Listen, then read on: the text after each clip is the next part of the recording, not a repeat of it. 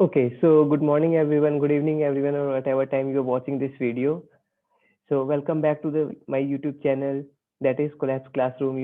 And yeah, please do like, subscribe and फलाना ढिमकाना जो भी करना है करो, शेयर करना है करो. लेकिन आज मैं कुछ और पढ़ाने जा रहा हूँ. जैसे कि हमने कल देखा था, हमने कल की वीडियो में देखा कि हमने कुछ गेट क्वालिफाई करने की ट्रिक्स या कुछ टेक्निक सीखी थी.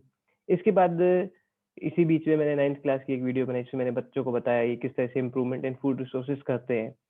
तो अब मैं उसके आगे एक चीज डिस्कस करना चाहता हूँ जिसको भी लाइक इंडियन एग्रीकल्चर के बारे में जानना है, जिसको जानना है कि इंडियन एग्रीकल्चर कैसे काम करता है, ये इंडियन एग्रीकल्चर की हिस्ट्री क्या रही है, किस तरह से डिफरेंट डिफरेंट सिस्टम आए हैं. उसके लिए एक्चुअली इंपॉर्टेंट होने वाला है. कोई सिविल सर्विस की तैयारी कर रहा है, किसी भी गवर्नमेंट एग्जाम की तैयारी कर रहा है, तो उसके लिए बहुत इंपॉर्टेंट लेक्चर होने वाला है. हालांकि ये जो इंडियन एग्रीकल्चर है काफी बड़ा टॉपिक है. ये अगर मैं एक लेक्चर में बनाऊंगा तो काफी बड़ी वीडियो हो जाएगी, तो इसको मैं कुछ पार्ट्स में बनाऊंगा. I hope you like those videos और आप एक एक करके उन वीडियोस को देखिए एंड कंप्लीट करिए अपना टॉपिक. सो स्टार्ट करते हैं. तो सबसे पहले वापस से अपनी स्लाइड पे चले जाते हैं, जो कि मैंने सुंदर सी स्लाइड बनाई है. हालांकि मुझे सुंदर लग रही है, पता नहीं कितनी सुंदर है. सो ये एक टेम्पलेट पे. तो आज हम इंडियन एग्रीकल्चर के हिस्ट्री एंड रिफॉर्म्स के बारे में पढ़ेंगे. या बाकी स्लाइड नहीं है, बाकी मैं अपना पेन लेकर के दिखाते हुए पढ़ाता हूँ. ठीक है, तो उठा लेते हैं अपना पेन, अपना फेवरेट कलर जो कि ब्लैक से स्टार्ट करते हैं. ठीक है, हालांकि मेरा फेवरेट कलर ब्लैक है, कभी कभी वाइट भी अच्छा लगता है. तो खैर कहाँ से कहाँ पहुंच गए. तो बात आती है इंडियन एग्रीकल्चर की. सो अभी देश की आज़ादी पे जाते हैं. देश आज़ाद होता है हमारा 1947 में. संविधान बन जाता है 1950 तक लागू हो जाता है. ठीक है, आप लोग को पता है 26 नवंबर और फिर 26 जनवरी. जिन लोग को ये बात पता है 26 नवंबर को क्या हुआ था 1949, वो प्लीज कमेंट बॉक्स में बता दीजिए क्या हुआ था. और 26 जनवरी 1950 ये तो पता ही होना चाहिए. 26 जनवरी हमारा रिपब्लिक डे या गणतंत्र दिवस.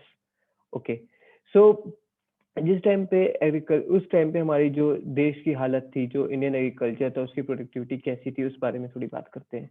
तो जब अपना देश आज़ाद हुआ तो at the time of independence तो हम लोग काफ़ी सीरियस क्राइसिस से गुजर रहे थे. ठीक, सीरियस क्राइसिस था.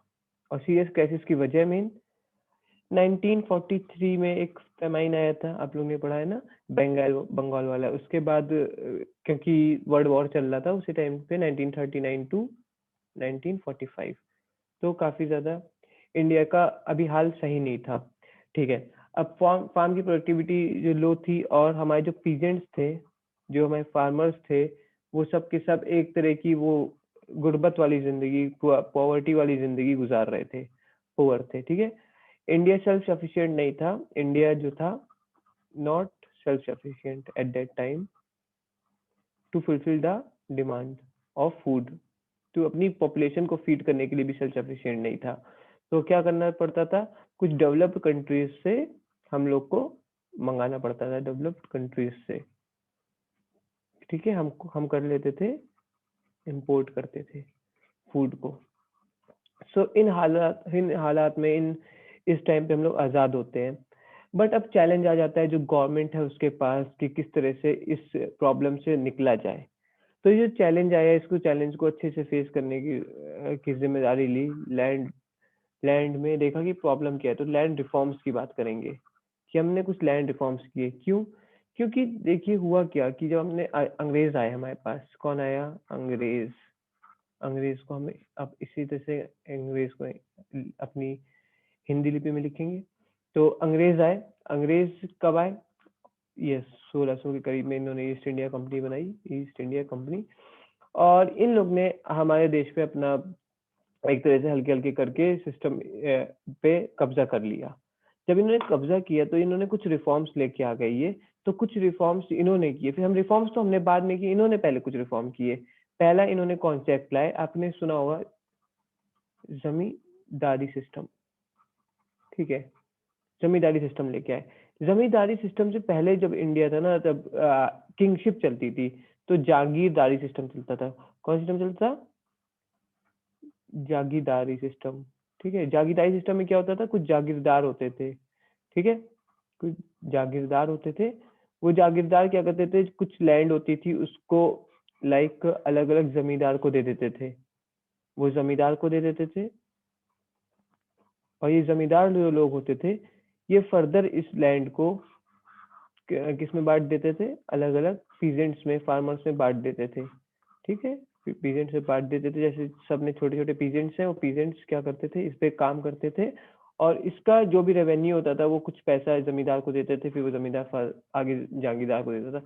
तो इस काइंड ऑफ सिस्टम था। फिर जब ये लोग आए तो इन्होंने एक नया सिस्टम लेके आए, जमींदारी सिस्टम। जमींदारी सिस्टम के बारे में बात करूँ तो ये बात है 1793 की। इस टाइम पे जो हमारे ये थे लॉर्ड कॉर्नवालिस, ये लेके आए। इन्होंने क्या कहा इस सिस्टम में, इन्होंने कहा देखो ऐसा है कि हम है ब्रिटिश गवर्नमेंट, ठीक है, हम ऊपर बैठे हैं, हम दे रहे हैं लैंड किसको, जमींदार को, ठीक है, जमींदार को, जमींदार तुम इन जमीन ले लो, इसके बाद तुम इन जमीन को बेच दो या बांट दो। किसमें बांट दो, वही जो पहले जिनको बांटते थे, जिसमें काम करेंगे, जिनमें पेजेंट्स में बांट दो। ठीक है, ये पेजेंट्स में बांट दिया। ये सब कौन से कुछ भी उस टाइम पे इंडिया तो था नहीं, ऑब्वियसली प्रोविंसेस थे, तो कौन कौन से प्रोविंस में ये लागू हुआ, बंगाल में लागू हुआ ये, बिहार में, उड़ीसा में, ठीक है, और ये वाराणसी में। तो इन सब जगह पे इसको लागू कर दिया गया। ठीक है, तो अब क्या हुआ कि इसी को हम परमानेंट, अगर इंग्लिश में बोले तो परमानेंट सेटलमेंट ऑफ लैंड भी कहते हैं। ठीक, अब होता क्या था कि जैसे कि मान लीजिए कि इन्होंने कुछ लैंड से कमाया, लेट्स सपोज कि 110 रुपए कमाए, तो अब इसका जब जो होता था पैसा, सिर्फ ये अपने पास रख सकते थे 1/11 हिस्सा, पीजेंट अपने पास रखते थे, कितना, 1/11। तो और बाकी जो 10 सॉरी, जो 1/11 ये लोग जमींदार अपने पास रखते थे, मतलब जो भी इनसे रेवेन्यू लेते थे, जो भी इनसे रेवेन्यू लेते थे, जेट सपोज इन्होंने कुछ भी रेवेन्यू लिया, 110 रुपए रेवेन्यू लिए, तो 1/11 कितना हो गया, लगभग लगभग 10 रुपए। तो 10 रुपए इन्होंने अपने पास रख लिए, 100 रुपए इनको दे दिया, तो 10/11 इनको दे दिया। ओके, सो इस तरह से ये सिस्टम चलता था। इनको किनको, ब्रिटिश को, ब्रिटिश मतलब ईस्ट इंडिया कंपनी को दे दिया। अब आप देख रहे हैं किस तरह से ईस्ट इंडिया कंपनी अमीर हो रही है, पैसा आ रहा है ईस्ट इंडिया कंपनी के पास। तो ईस्ट इंडिया कंपनी इसी तरह से अमीर हुई, मतलब क्योंकि आपको पॉलिटिकली काफी ज्यादा अमीर होना पड़ता है, इकोनॉमिकली अमीर होना पड़ता है। एक कंपनी थी, एक कंपनी ने एक देश पे राज किया, तो वो कैसे किया, सिस्टम इसी जगह उन्होंने सिस्टम में घुस के उसको चेंज किया, और अपने मुताबिक चेंज किया, अपने फायदे के लिए चेंज किया। ठीक है, एक सिस्टम ये हो गया।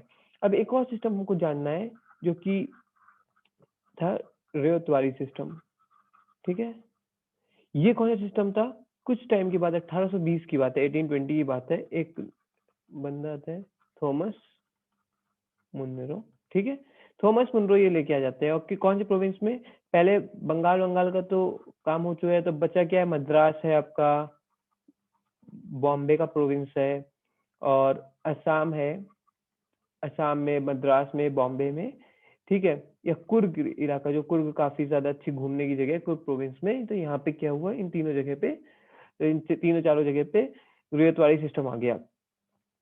फर्क क्या था कि अब यहाँ पे इन्होंने कहा देखो, हम और पैसा कमाने की लालच, लाइक अब ये बीच में एक मिडिल मैन था, आपको दिख रहा है, जमींदार मिडिल मैन है। इन्होंने कहा देखो कि हम सीधे पीजेंट से डील ना करें, तो इन्होंने कहा हम सीधे पेजेंट से डील करेंगे। ठीक है, पीजेंट से डायरेक्ट डील करते, ये इसको हटा दिया, इस लेयर को हटा दिया। कौन करेगा, ब्रिटिश, मतलब ईस्ट इंडिया कंपनी। तो ईस्ट इंडिया कंपनी सीधे के सीधे इनसे टैक्स लेने लग गई, ठीक है, डायरेक्ट। तो इससे ज्यादा पैसा आने लग गया। ठीक है, कितना पैसा लेती थी टैक्स, ये भी बताते 50%, जो भी है आपका 50% लैंड का, अगर वो लैंड आपकी लाइक ड्राई लैंड है, और अगर इरिगेटेड लैंड है तो 60% ऐसा टैक्स देना पड़ता था। तो 50 and 60% is such a heavy tax, you know. So even वो भी इनकी, आपकी कितनी ही पीजेंट से आप इतना टैक्स ले रहे हैं, जिनकी बहुत ज्यादा आपकी कोई वो नहीं है, छोटी छोटी लैंड पे लोग काम कर रहे हैं, इनकी बहुत ज्यादा कोई कमाई नहीं है।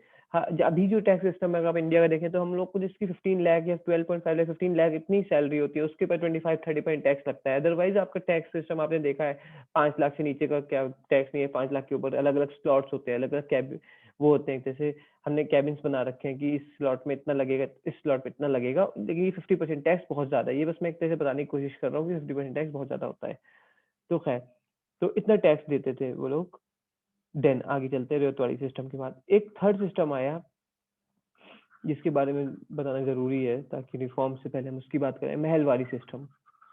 अभी जो महलवारी सिस्टम था इसमें क्या था, नाम ही बता रहा है महलवारी सिस्टम, ठीक है। तो जो क्या किया गया कि कुछ महलों में बांट दिया गया। ये पहले आया कब, 1833 में आया। 1833 में आपके विलियम बेंटिक, ठीक है, विलियम बेंटिक, इन्होंने महलवारी सिस्टम स्टार्ट किया। इन्होंने कहा देखो जो जमीन है इसको हम लोग कुछ महल वो कर देते हैं कि डिवाइड कर देते हैं महल में। ये एक महल है, ये महल 1 है, ये महल 2 है, ये महल 3 है, और ये कितना है, महल 4 है। का अब ये जो महल है ये इसमें कई सारे गांव आएंगे, मतलब लाइक इसमें गांव आ सकते हैं, इसमें 2 विलेज आ सकते हैं, 4 विलेज आ सकते हैं, ठीक है। जितने 1 और मोर विलेजेस, जितने भी विलेज आना चाहे आ सकते हैं, ठीक है।